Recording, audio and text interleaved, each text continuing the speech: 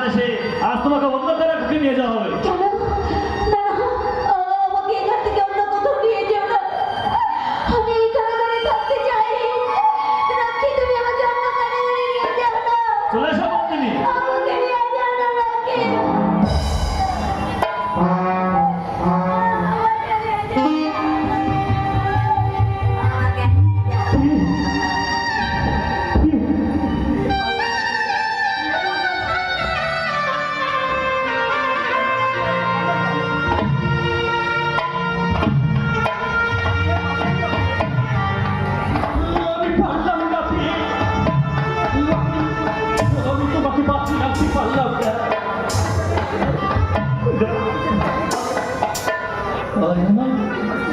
আজ আমার জীবনের সমস্ত আশা আকাঙ্ক্ষা সব